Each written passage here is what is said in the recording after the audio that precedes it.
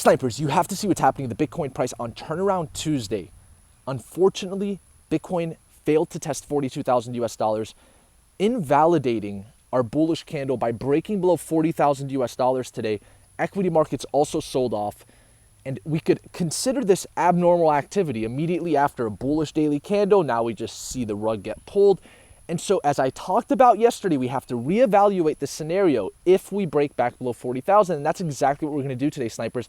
And also, check this out. Remember this chart that we discussed, that Bitcoin could potentially liquidate some long positions and also trap short sellers. Well, guess what? We saw $20 million in Bitcoin long liquidations. In 1 hourly candle, that was the most that we've seen all week. I've been saying that below the 600-day moving average, we have to be careful with Bitcoin. And so I want to talk about exactly what to expect and how the puzzle pieces outside of the cryptocurrency market are currently reacting, because the puzzle pieces within the market are still very strong. As a matter of fact, the only bearish puzzle pieces, as you can see here, are outside of our control, outside of the cryptocurrency market. But the Ethereum to Bitcoin chart, Bitcoin dominance, are all still looking very good. Even Ethereum, which we'll discuss. But of course, the algos are going to want to mimic what's happening in the equity markets. And so in the immediate short term, I still do not expect the capitulation, especially because we're not seeing a ton of Bitcoin come onto exchanges. That's exactly what we saw before the last two capitulations. Right now, we're seeing the opposite, Bitcoin leaving exchanges.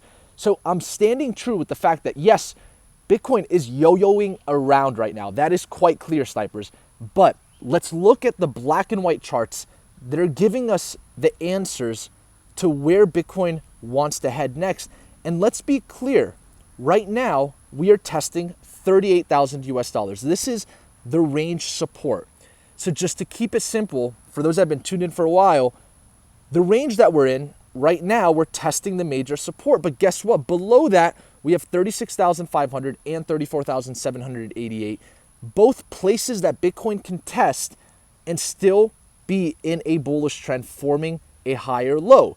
And so for those that are expecting capitulation, I'm going to stand true and say I do not expect capitulation, but that doesn't mean the algos aren't going to want to run Bitcoin down to extend its life so that it can mimic the equity markets. And so if the equity markets continue to sell off, yes, there is some downside still on the table. And because the S&P 500 is below all of its daily moving average, we have to go into the weekly chart, because now we're looking at this 100-week moving average that the S&P 500 has yet to test, just below where price action is currently setting. We could come down, form some new lows, and guess what? Bitcoin still will not have to capitulate, especially with the fundamentals being clear. And so let's say that we start to test prices below 38,000. Well, guess what? And I've been maintaining this position throughout this whole consolidation. Anytime we're below the 600-day moving average, this white line, it is great to enter into long positions for Bitcoin when it comes to long-term holdings. The holdings that you throw onto your treasure for 5 years and forget about. It is never a bad time to take long positions and spot positions on Bitcoin below its 600-day moving average. We could call this accumulation zone. Is there a potential we capitulate when we're below the 600-day moving average? Absolutely. As a matter of fact, we've done it twice.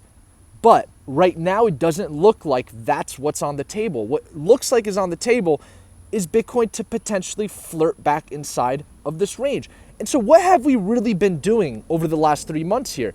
We've just been building up volume, moving sideways above 35,000 and below 45,000. Do you guys remember when we covered Bitcoin's monthly chart and we talked about the bearish crossover that occurred from December to January for Bitcoin and how that would potentially lead to sideways price action throughout the next few months, as it did in 2018 for 5 months? Well, that's exactly what's happening right now. Do you also remember when we talked about there being no retail volume between 40,000 and 45,000, and we need more volume to accumulate in that range? Well, guess what? That's exactly what's happening right now. So in the macro, Bitcoin has stayed strong inside of this range. Is there a reason to worry about a capitulation right now? No, I want to be very clear, snipers. I am not worried about a capitulation for Bitcoin because the on-chain and fundamentals are still very strong. And equity markets, yes, are selling off. Things are not looking good outside of the cryptocurrency market, but that's the key there, outside of the cryptocurrency market. So when green days come, as we saw on Monday, things will look a lot better in the crypto market. And that's very clear with the Ethereum to Bitcoin chart still a bullish puzzle piece. And why is this important? Well, on the 20-week moving average, we've been holding above it for the Ethereum to Bitcoin chart as if it is ready to see continuation. We're not rejecting the 20-week moving average right now. We're having a bullish flag cup of coffee above the 20-week moving average. Very different than how Bitcoin rejected its 20-week moving average, right? Where we got no weekly candles maintaining price action above it. We had one come up, test below it, and then the second one just broke right below it. So the Ethereum to Bitcoin chart is still bullish, positioning us in a very good place. If we were to start to see green days, this is positioning us for a bullish scenario. Bitcoin dominance, you can see here. Does it look like it's bullish just yet? No. It still looks calm. It's still in a downtrend. And as long as it's in a downtrend below all of its daily moving averages right now, then that's very good for the overall market. With Bitcoin dominance showing weakness, it justifies more capital coming into the overall market outside of Bitcoin and into Bitcoin. And so 38,000, you can see it's being tested right now, but that shouldn't be a surprise. That's the range support. We're finally testing the range support. We break below it, 36,500, 35,000 on the table. Would I take a leveraged long position on Bitcoin at these levels? Well, there might be a chance. For those in the Discord, you'll know. But for damn sure, we're going to be watching altcoins as Bitcoin moves sideways, because that's where the opportunity is, and that's where volatility will lie, especially with these prices for Bitcoin being so close together. The sideways price action always garners opportunities for altcoins. So what is happening right now? Why are we seeing some abnormal activity? Why did we have a bullish candle close for Bitcoin and the S&P 500 yesterday, and then a complete invalidation? I will say this. I am sorry, snipers, that I brought 42,000 on the table just so fast yesterday, because what we didn't look at and what we forgot to look at was the volume. And I will be clear here, the volume certainly did not justify that bullish continuation candle was a reversal or a place that Bitcoin wasn't potentially going to invalidate, because you can see on the daily, the volume just wasn't there. On the 6 hour, more importantly, the volume wasn't there. But also check this out, snipers. When it comes to volume, just notice how much sell pressure we just saw. Pay attention to the volume in the bottom. Look at this large spike of sell pressure. Matter of fact, every time we've seen a sell volume reach this level in the past, you can see it's actually bottomed Bitcoin out. Notice how the amount of sell pressure that we've seen, the last time that we saw that was right here in late February, where Bitcoin tested 35,000, and that sell pressure led to a bottom for the short term.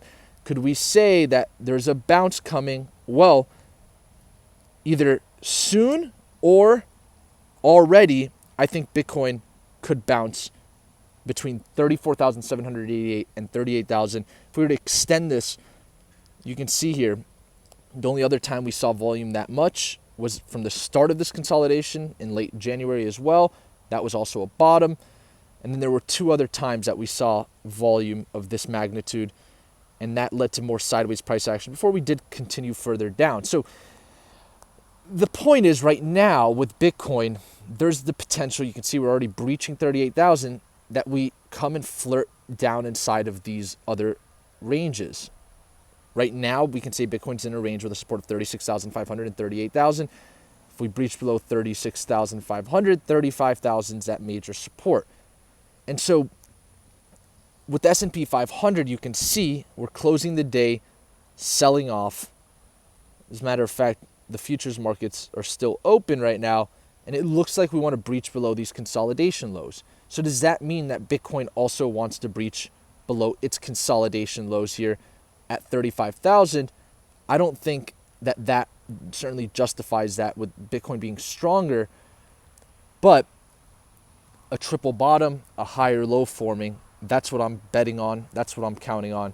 And if we breach below 35,000, then we enter no man's land. And inside of no man's land, I would expect not only a lot of volatility, but I would expect a very great opportunity to take leveraged long positions and long-term spot positions, because a wick down to this no man's land area could really, really be bought up fast, where we come back above 35,000, and that would be a very strong entry for a long position. So we have to be prepared for both scenarios, snipers. And just notice how the VIX, it invalidated this bearish candle yesterday, continuing to move up. So there's obviously abnormal activity here. And now we have more volatility. S&P 500 invalidating, breaking down, as you can see. So there's abnormal activity. And why is this all happening? Well, it's probably because the DXY on the monthly chart, which closes in 3 days, is approaching a major resistance. So people are either assuming this is going to break out abnormal, see more strength than what we saw in 2020 for the dollar. And we know that that's been on the table because the Euro to USD pairing broke this major low and the support.